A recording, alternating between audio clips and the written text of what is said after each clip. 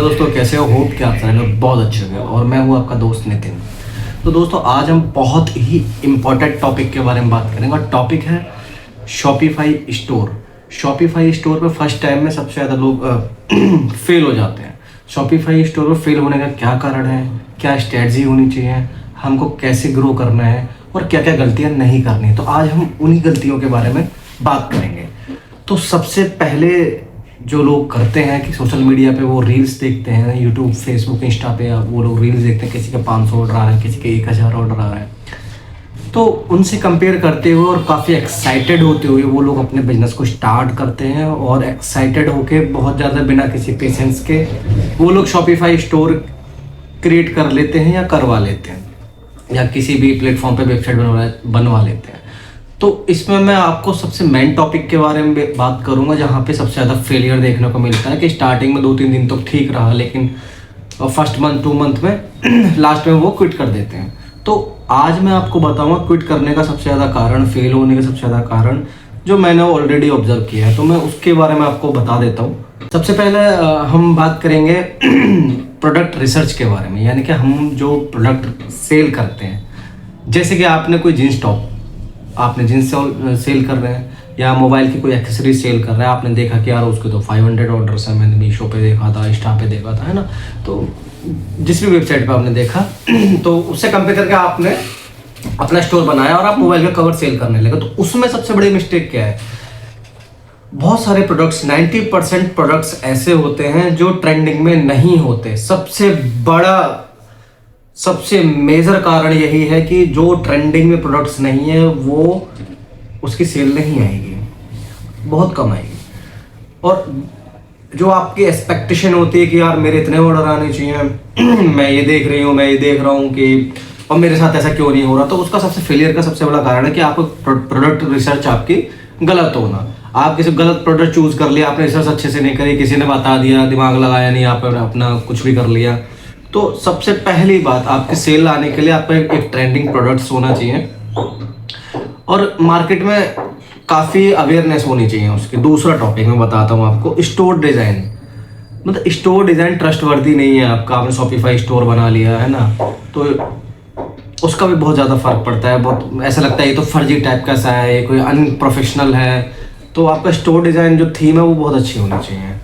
Third हम बात करेंगे शॉपिफाई एड्स के बारे में। शॉपिफाई एड्स प्रोफेशनल तरीके से नहीं चलना। आपने यूट्यूब पे देखा, बूस्ट कर दिया, आपका एड सही से होगा तो सही ऑडियंस के पास जाएगा। चौथे टॉपिक के बारे में बात करेंगे, प्रोडक्ट्स लैंडिंग पेज, यानी कि आपका एड्स कस्टमर को दिखाई दिया, है ना, ऑडियंस ने आपका ऐड देखा, उस पर क्लिक किया, अब वो लैंडिंग पेज जहाँ पे आपको ले जाएगा, है ना, जहाँ पर वो रीडायरेक्ट होगा। रीडायरेक्ट जहाँ पे होगा और वो काफ़ी स्लो है, उसका सर्वर काफ़ी स्लो है, थीम काफ़ी स्लो है ना, काफ़ी देर में 2, 3, 4, 5 सेकंड हो गए, 6 सेकंड हो, तो उसमें ऑडियंस क्या करती है, आपका कस्टमर वापस चला जाएगा क्योंकि वो बोर हो जाएगा, देखेगा यार इसका लैंडिंग पेज ही ठीक नहीं है, तो फिर मैं इस पर क्या शॉपिंग करूँगा, इसका मतलब इसमें और सारी प्रॉब्लम्स होंगी। लैंडिंग पेज से क्या क्या प्रॉब्लम्स क्रिएट होती है कस्टमर्स के दिमाग में, वो मैं आपको बताता हूँ। उससे पहले मैं बताऊँगा कि प्राइस, आपने कोई प्रोडक्ट लिया, आपने परचेज़ किया सेलर्स, आपने होल सेलर से कोई प्रोडक्ट परचेज़ किया, उसका प्राइस था 200 रुपये और आपने उसको 2999 का सेल पर डाल दिया, तो ऑब्वियसली सेल नहीं आने की, क्योंकि मेटाफिजिक्स बोलता है कि आप 3 गुना करके, आप किसी चीज़ को 4 गुना करके आप उसको सेल कर सकते हो। लाइक अगर 200 रुपये का प्रोडक्ट था तो आप 899, 999 का सेल कर सकते हो, कोई इशू नहीं। 1299 तक वो डिपेंड करता है कि उसकी कितनी नीड है मार्केट में, तो चल सकता है। आप 200-300 रुपये प्रोडक्ट लिया, आप 3000 का सेल कर रहे हो, तो वो थोड़ा खिलाफ हो जाता है और फिर ट्रस्टवर्दी प्रोडक्ट नहीं रहता, ठीक है। अब मैंने अभी इससे पहले जो मैंने आपको टॉपिक पे बात बताया था कि लैंडिंग पेज के बारे में, तो उससे क्या क्या चीज़ें, जब कस्टमर देखा गया कि यार इस वेबसाइट का तो लैंडिंग पेज ही बड़ा स्लो चल रहा है, सर्वर स्लो चल रहा है ना, फास्ट नहीं है शॉप, इनका स्टोर, इनकी वेबसाइट फास्ट नहीं। सबसे बड़ी प्रॉब्लम यही क्रिएट होती है कि भाई अगर मैंने ऑर्डर कर दिया, पता नहीं यार आज कल 10 दिन लग जाए, 15 दिन लग जाए ना, तो 20 दिन भी लग सकते हैं उसको डिलीवरी के लिए, तो फिर कस्टमर ट्रस्ट नहीं करता, तो उसमें वो वापस आ जाता है।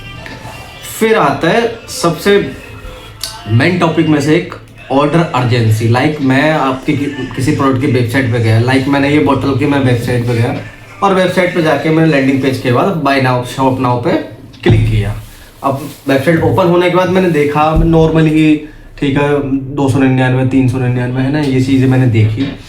तो उसके बाद पता है हुआ मैं वापस आया, मतलब इंटरेस्टिंग नहीं लगा, लाइक कोई ऑफर नहीं मिले मुझे, अर्जेंसी दिखाई नहीं दी, कोई टाइमर नहीं है उसी पे।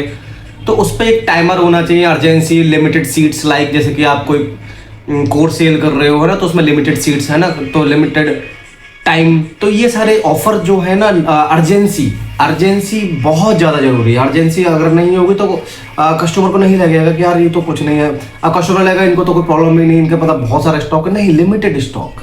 तो अर्जेंसी बहुत जरूरी है। अब नेक्स्ट टॉपिक के बारे में बात करें, रीटारगेटिंग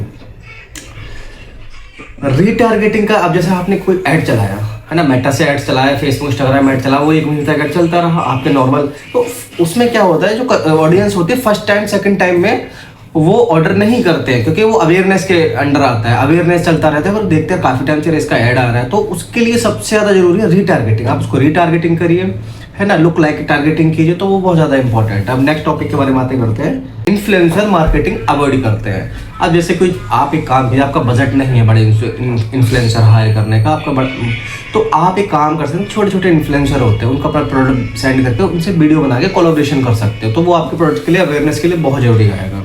और सबसे इन सबको इक्वल कर किया जाए तो सबसे जो मेन टॉपिक है, जो ना मार्केटिंग के अंडर आता है ना सेल्स के अंडर आता है, ये आपके ब्रेन के अंदर आता है, ये पेशेंस। कुछ लोग आए 10 दिन 20 दिन 1 महीने 2 महीने 3 महीने, उसके बाद आउट।